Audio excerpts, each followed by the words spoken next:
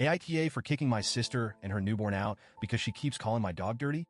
I, 28M, have a golden retriever named Max. He's my absolute best friend, my baby, my rock. I've had him since he was a tiny, clumsy ball of fluff, and he's been by my side through thick and thin. When I went through a terrible breakup, Max was there. When I lost my job and was spiraling into depression, Max was the only thing keeping me sane. The point is, this dog isn't just a pet to me. He's family. Now, enter my sister, Lisa, 32F. Lisa and I have always had a decent relationship. Not super close, but we got along well enough.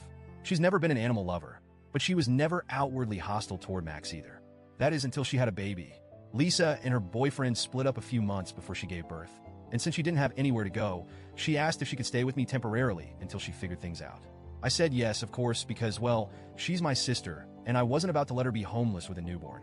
I knew it might be a bit of an adjustment since I live alone and am very used to my routines, but I figured we'd make it work. I did not expect it to turn into World War III over my dog. Lisa moved in when her baby, Sophie, was about 3 months old. The very first thing she said when she walked into my house wasn't, "Thanks for letting me stay," or even, "I really appreciate this." No. The first thing she said was, "EW, does he always sit on the couch? That's so unhygienic." I should have known right then that this was going to be a nightmare. I kind of laughed it off and told her, "Yeah, he does. He's super clean, don't worry." She made a face but didn't say anything else at first.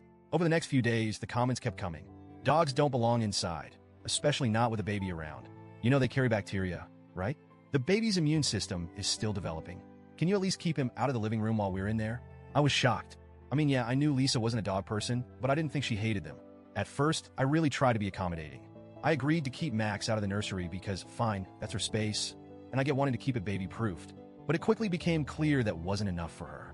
One day, I caught her with a bottle of disinfectant spray, soaking the couch where Max had been sleeping. I mean, the cushions were literally wet. "What the hell are you doing?" I asked. She looked at me like I was the crazy one. "I don't want my baby rolling around in dog germs," she said, like it was the most obvious thing in the world. I tried to explain that Max is bathed regularly, vaccinated, and probably cleaner than half the people she interacts with on a daily basis. But she wasn't having it.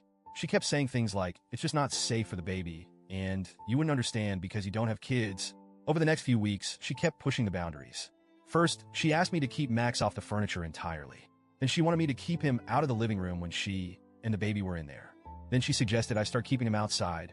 That was when I finally snapped and told her, "Lisa, this is Max's home.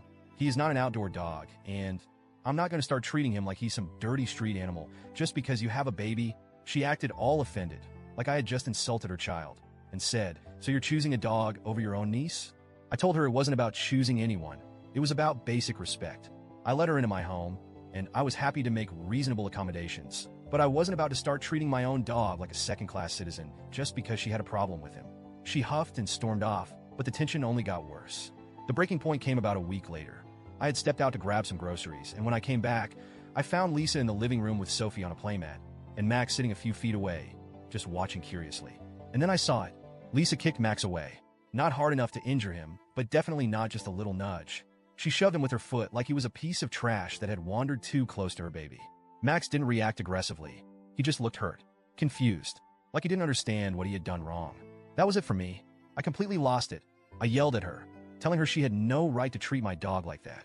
She started yelling back, saying I was overreacting and that she was just protecting her baby. I told her she had such a big problem with Max. She needed to leave. She started crying, saying I was kicking out a single mother and her newborn over a dog. I told her no, I was kicking her out because she was being disrespectful, rude, and borderline abusive toward my pet in his own home. She packed up her things, well, just a few bags in the heat of the moment, and left crying. She ended up staying with our parents. Now my parents are furious with me. They're saying I should have been more understanding, that Lisa is hormonal and struggling, and that I should have put family first. I keep hearing the same line over and over. A baby's health comes before a pet. And yeah, obviously, if Max was actually a danger to Sophie, I would understand. But he wasn't. He was just existing in his own home, minding his own business. And Lisa was actively mistreating him. I feel guilty because, yeah, I did kick out a struggling new mom. But at the same time, I feel like I had to. She was making my home miserable. She was treating Max terribly. And she was acting like I was in the wrong for not wanting to exile my own dog. So, Reddit, AITA?